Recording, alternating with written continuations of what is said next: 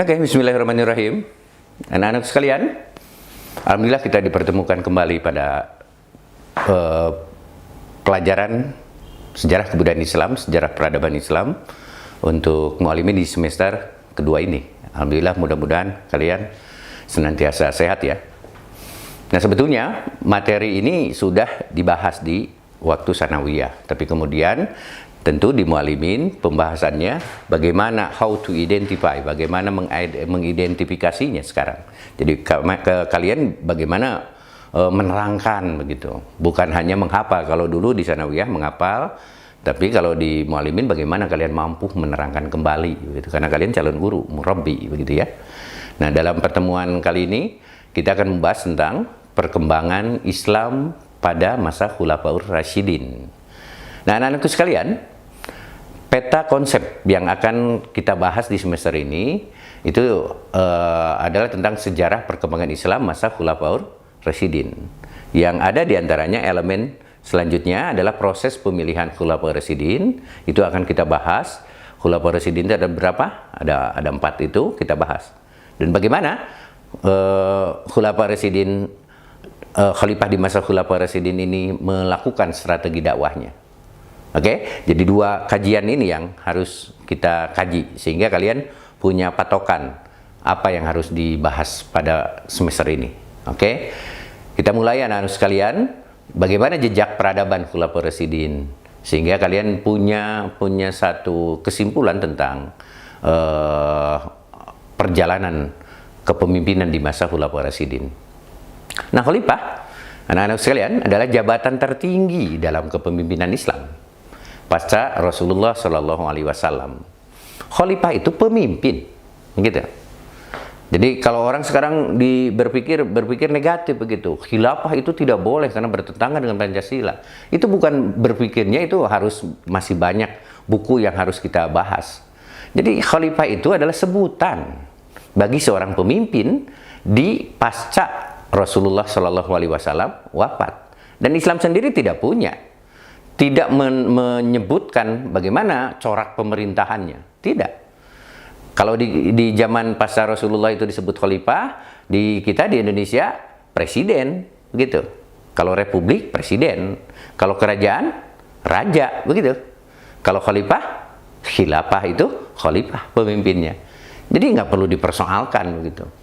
Nah, ini mereka dipilih oleh umat Islam pada saat itu. Jadi pasca Nabi wafat, itu muncullah pemilihan itu. Jadi mereka dipilih oleh umat Islam melalui musyawarah. Fasawirhum bil amri. Nah, seorang khalifah wajib menjalankan kepemimpinan sesuai dengan Al-Quran dan Sunnah Nabi. Jadi khalifah tidak menjalankan fungsi kenabian. Itu bedanya dengan Nabi. Kalau Nabi, beliau menjadi seorang pemimpin dan beliau juga penetap hukum begitu. Karena di guidance oleh Allah Subhanahu wa taala begitu. Jadi kepemimpinan sesuai dengan Al-Quran dan As-Sunnah. Itu khalifah tidak menjalankan fungsi kenabian, tapi fungsi pemerintahan. Makanya ada imamah, ada imarah begitu. Ada pemimpin agama, ada pemimpin pemerintahan. Nah, khalifah ini cenderung ke imarah itu. Jadi tugas utama mereka dalam hal keagamaan adalah memimpin salat Jumat di Masjid Nabawi dan menyampaikan khutbah Jumat. Jadi kepemimpinannya adalah khalifahnya, begitu. Oke, anak-anak sekalian, apa sih tugas khalifah selain sebagai kepala negara? Dia juga menjabat sebagai panglima pasukan Islam yang memiliki kewenangan luas dalam hal pemerintahan. Nah, dalam sejarah anak-anakku, tugas Nabi Muhammad SAW sebagai kepala pemerintahan dan kepala negara itu diemban oleh 4 sahabat terdekatnya secara berurutan, termasuk dalam tugas tersebut adalah mengurus masalah keagamaan umat Islam. Jadi diurus semua.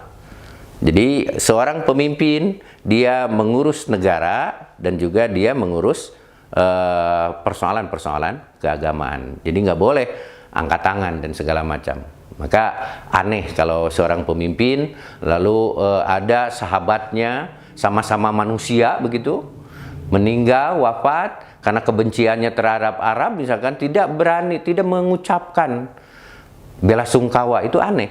Jadi seorang pemimpin ketika ada rakyatnya meninggal, maka sewajarnya seorang pemimpin itu menyampaikan bela sungkawa.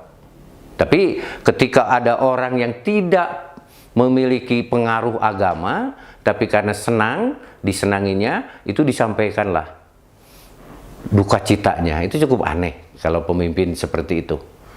Nah, anak-anakku sekalian, keempat penggantinya inilah yang dikenal dengan sebutan Khulafaur Rasyidin. Jadi secara kebahasaan Khulafaur Rasyidin berarti para khalifah yang mendapat petunjuk gitu. Itu sederhananya lah. Apa yang dimaksud dengan Khulafaur Rasyidin? Khulafaur Rasyidin adalah khalifah yang mendapat petunjuk. Nah, keempat khalifah tersebut kalian juga sudah tahu dari ibtidaiyah, diniyah itu sudah belajar. Yang pertama adalah Abu Bakar As-Siddiq yang memerintah 632 sampai 834 Masehi. Lalu yang kedua, Umar bin Khattab. Jadi dari 634 sampai 644. Berapa tahun berarti? 10 tahun. Yang selanjutnya, Utsman bin Affan. 644, 656 Masehi. Itu yang ketiga. Dan yang keempat adalah Khalifah Ali bin Abi Thalib. 656, 661 Masehi. Nah, anak-anakku sekalian, yang akan kita kaji sekarang, kita bahas mengingat kembali lah pelajaran-pelajaran yang sudah kita pelajari dulu. Ya, itu tentang Abu Bakar As-Siddiq. Nah, siapa Abu Bakar As-Siddiq itu? Nah, dari pemahaman biografinya, nama asli beliau adalah Abdullah ibn Abi Quhafah At-Tamimi. Gitu. Jadi Abu Bakar As-Siddiq itu nama lengkapnya adalah Abdullah ibnu Abi Quhafah At-Tamimi. Di masa jahiliyah bernama Abdul Ka'bah. Jadi dulu sebelum masuk Islam itu bernama Abdul Ka'bah. Setelah masuk Islam, Nabi mengganti namanya menjadi Abdullah Abu Bakar. Begitu. Nah, anak sekalian, namun orang-orang memanggil Abu Bakar itu dengan nama yang diberikan karena ia adalah orang yang paling dini memeluk Islam. Jadi orang-orang memanggilnya Abu Bakar. Nama ini diberikan karena beliau itu adalah orang yang paling awal memeluk Islam, atau dikenal dengan As-Sabiqunal Awalun. Nah, dalam bahasa Arab, bakar berarti dini atau pagi. Selain itu, Abu Bakar seringkali dipanggil Atik. Atik pakai qi ya, atau yang tampan. Jadi kalau ada yang namanya Atik, itu berarti tampan begitu. Karena ketampanan wajahnya memang Abu Bakar seorang yang tampan, yang hebat begitu. Sementara Nabi memberikan Abu Bakar dengan gelar As-Siddiq, itu apa sebabnya? Karena kan dia membenarkan, paling awal membenarkan kisah Isra Mi'raj Nabi ketika banyak penduduk Mekah mengingkarinya. Gitu. As-Siddiq itu terpercaya ya. Jadi ketika Nabi Isra Mi'raj, lalu Nabi menyampaikan, itu orang yang paling awal membenarkan Isra Mi'raj Nabi adalah Abu Bakar itu. Maka Nabi memberikan gelar Abu Bakar As-Siddiq. Begitu. Jadi Abu Bakar lahir 572 Masehi di Mekah. Tidak berapa lama setelah Nabi Muhammad lahir. Jadi satu zaman. Sejaman. Teman main, tahu betul siapa Abu Bakar, siapa Muhammad begitu. Dan karena kedekatan umur inilah Abu Bakar sejak kecil bersahabat dengan Nabi. Jadi persahabatan keduanya tak terpisahkan, baik sebelum maupun sesudah Islam datang. Bahkan persahabatan keduanya bertambah erat ketika sama-sama berjuang menegakkan agama Allah. Nah, anak-anakku sekalian, biarpun hidup pada zaman jahiliyah, berbagai kebaikan telah melekat pada Abu Bakar sejak kecil. Abu Bakar seorang lembut dalam bertutur kata, padahal dia masih jahiliyah, dan sopan dalam bertindak. Merupakan beberapa sifat bawaan Abu Bakar ini. Ia juga perasa dan sangat mudah tersentuh hatinya. Jadi sebelum Islam datang, Abu Bakar itu berprestasi, lembut dan dalam bertutur kata, sopan, lalu bertindak, lalu sopan dalam bertindak, lalu juga perasa dan sangat mudah tersentuh hatinya. Nah, anak-anakku sekalian, selain itu Abu Bakar juga dikenal cerdas dan berwawasan luas. Jadi Abu Bakar adalah seorang sahabat Nabi yang terkenal akan kedermawanannya. Jadi demi membela kaum muslimin yang tertindas di Mekah, Abu Bakar tak segan mengeluarkan hartanya. Kalau kita berangkat ke mall, bawa uang 20.000, aman tidak? Tentu tidak nyaman begitu. Minimal kalau ke mall itu ya 200.000 begitu. Tapi kebalikan, kalau kita berangkat ke masjid untuk Jumatan, misalkan untuk pengajian, uang yang dibawa 20.000, apakah tenang? Tidak lagi. Mah digentoskan ke warung begitu. Dibawa yang kecil-kecil. Jadi ke masjid bawa uang sedikit, kalau ke mall bawa uang yang banyak. Jadi aneh, kalau Abu Bakar hartanya itu dikeluarkan untuk perjuangan Islam. Salah satu kisah terkenal yang menggambarkan kedermawanan, tentu saja ketika ia menebus Bilal bin Rabah. Masih ingat? Bilal bin Rabah akhirnya dibeli oleh Abu Bakar dari tangan majikannya, yaitu Umayyah bin Khalaf.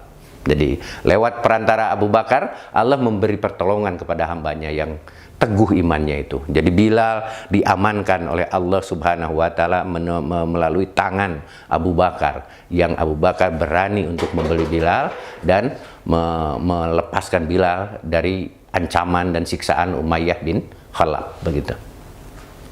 Nah, anakku, melalui perantara Abu Bakar pula banyak penduduk Mekah yang menyatakan diri masuk Islam. Seperti Utsman bin Affan, itu dipengaruhi oleh Abu Bakar masuk Islam. Abdurrahman bin Auf, Tolhah bin Ubaidillah, Sa'ad bin Abi Waqqas, lalu Zubair bin Awam, dan Ubaidillah bin Jarrah.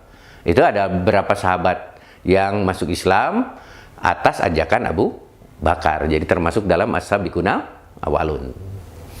Nah, mereka lah yang kemudian dikenal dengan sebutan as-sabiqunal awalun, anak-anakku sekalian. Setelah masuk Islam, Abu Bakar menjadi salah satu pembela Nabi yang kukuh, yang paling kukuh, baik ketika di Mekah maupun di Madinah. Jadi Abu Bakar yang menemani Nabi melakukan hijrah ke Yathrib, ke Madinah. Setelah tiba di Madinah, Abu Bakar tinggal di Sun. Di situ ada sebuah daerah yang bernama Sun. Daerah di pinggiran kota Madinah. Di kota tersebut Abu Bakar mempersaudarakan dengan seorang dari suku Khazraj yang bernama Kharijah bin Zaid dari Bani Harithah.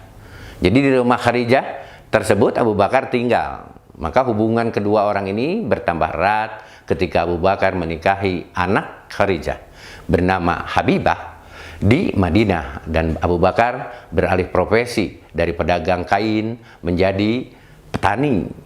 Karena di Madinah itu ahli tani. Kalau orang Mekah itu ahlinya ahli niaga dagang. Nah, anak sekalian, itulah dalam pertemuan ini kita bahas tentang